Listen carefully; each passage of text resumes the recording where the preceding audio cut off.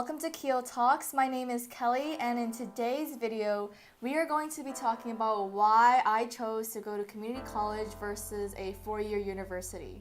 When I was in high school, I thought about college a lot, and I really didn't know where I wanted to go to, but I just knew that I needed to go to college. Around my junior year, I decided that I wanted to go to community college, and there are a couple of reasons why I chose community college over going to a four-year university. If you're thinking about saving money and you don't really care if you're there for the first 2 years of your university, I highly recommend that you go to community college to complete your general education courses and your lower division courses.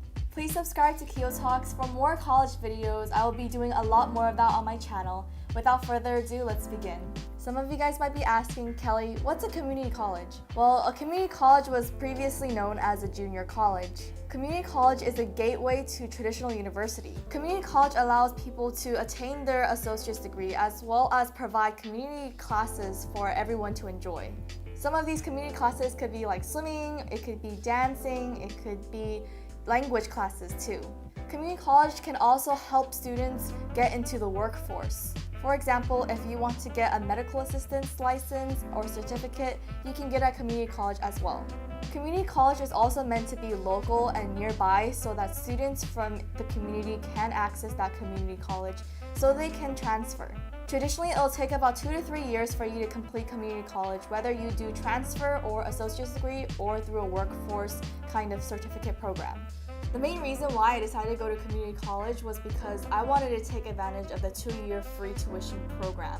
I know in my general education courses, it didn't matter where I go as long as I take those courses so that I can get into my upper division courses. When I was in high school, I was very scared of student debt. I learned that people would actually sell their car before they even take on a loan.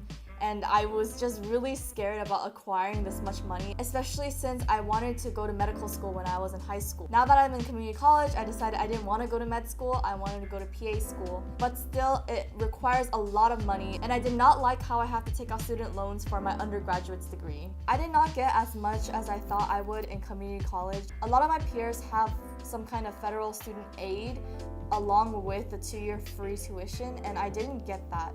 So I really wanted to take advantage of that 2-year free tuition and get as many of my general education and my lower division courses out of the way. In order to get my free tuition, I had to go through the Los Angeles College Promise program. This College Promise program is supposed to be a resource for students who want to get the 2-year free tuition, and it's a place where they track how you are doing well in your classes and if you qualify for the 2-year free tuition. One of the most amazing things that came out of the Los Angeles College Promise program, besides the free tuition, is that I got incentives. Some of the incentives that were provided were about $150 for the bookstore credit, about $100 for cafeteria credit, and the Metro Pass. Aside from all of these free incentives and tuition, I live only 5 minutes away from my local community college. I didn't pay too much for gas when it came to traveling to and fro, and it didn't take too long either. I didn't have to spend the money into a dorm where I have to live in for 2 years. I can just stay at home and study for 2 years and then go live in the campus apartments in my 3rd year when I choose to go to the college. I mainly paid for fees, so this includes parking fee, which is about $20 a semester, very few books, health fee, and the summer and winter courses, which were $46 a unit. And I didn't take more than 6 units per summer and winter course. Let's think about it number-wise. What is the average cost of attendance for UC schools? Well, UC schools average roughly around $36,700 per year. This is cost of attendance. So this includes tuition, room and board, food, transportation, and all that good stuff. This does not include financial aid yet.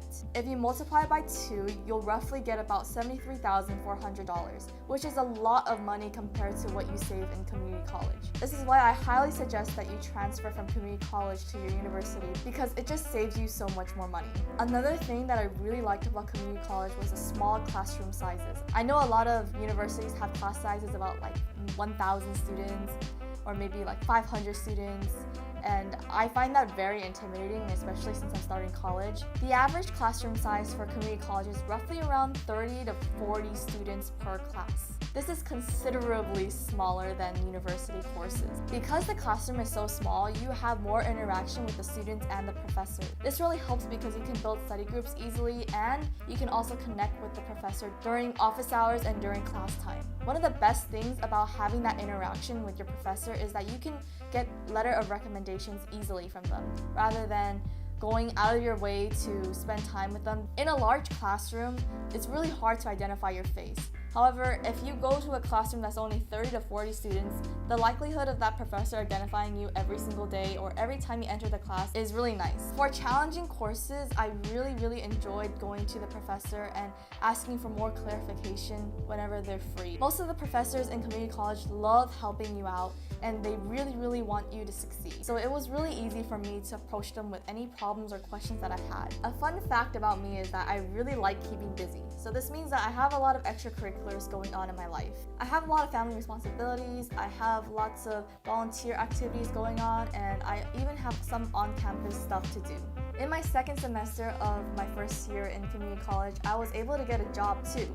So I really needed the flexibility in my schedule, so when I picked my classes, it wouldn't affect my extracurricular activities. Community college classes are really well known for the flexible schedules. For example, if you're a working student and you only can work from 9 a.m. to 5 p.m., then you can take classes in community college at night. Or vice versa, if you have time only in the morning and not at the evening because you are busy, you're able to pick early morning classes as early as 6 a.m. Personally, I've done a 6 a.m. class before, and I've done a really late class before, and I really like having a morning class, but not at 6 a.m. I'd probably choose it at 8 a.m. because that's the best time to have everything else scheduled out for the day. Also, because of the flexible schedule, I was able to figure out what college I wanted to go to. After being in community college for 2 years, I realized that for different colleges, there's different course requirements. While picking out classes, I realized which colleges I wanted to go to because I had the schedule for 2 years. Different colleges have different requirements, but most of them are similar for my major. For example, if I wanted to go to UCLA, I needed to take an extra math course. If I wanted to go to USC, I needed to take an extra language course, which is Spanish. After closely analyzing which courses to take and which school fits me, I realized that I wanted to go to UC San Diego. All of these sound great. But what are the cons of going to community college? If you do transfer from community college to university, you will probably experience transfer shock. In community college, most of the time you are doing semester-based system. So you have a lot more time to study and you have a lot more time to do your classes. However, when you go to UC schools, you'll probably end up in a quarter system. A lot of students have trouble trying to figure out how to time manage so that they are able to go through the curriculum. That being said, you also have to think about community college and their coursework, how easy it is. In community college, it's significantly easier or simplified for community college students. However, when you go to university, it might be a little bit more complicated than you think. In community college, you might have lighter coursework and you might have a lot more support. But when you transfer, that support probably is not always there, and your coursework may be a lot more than you might think of.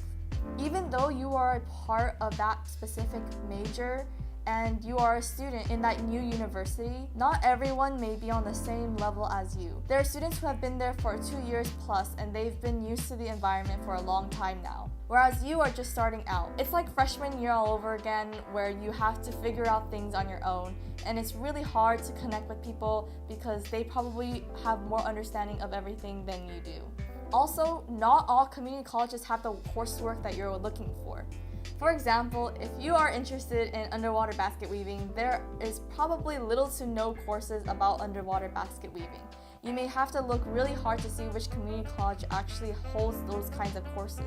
Especially for upper division courses, you might not be able to find too many courses that are relating to your major.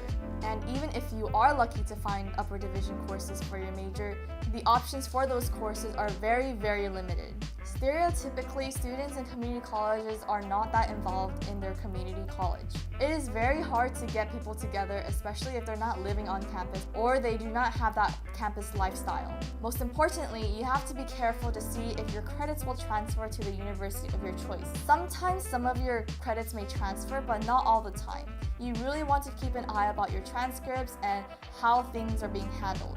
Overall, I'd say that the pros definitely outweigh the cons. I'd rather stay 2 years in a community college getting free tuition than going to a 4-year university and staying there for 2 years and paying $36,000 per year. I think that's just way too much money. I am definitely scared about having to take out a loan for that. I definitely did not regret my choice of going to community college because I really liked the classroom environment and I liked how small it is. When the classroom sizes are smaller, the professors tend to remember your face, and some of my professors do remember me. Many students see community college as an option ever since the remote learning started taking place. I know a lot of students wanted to get that first 2 years of the dorming life in the campus of their dreams, but sometimes it doesn't turn out that way, and community college offers that same education at a cheaper price.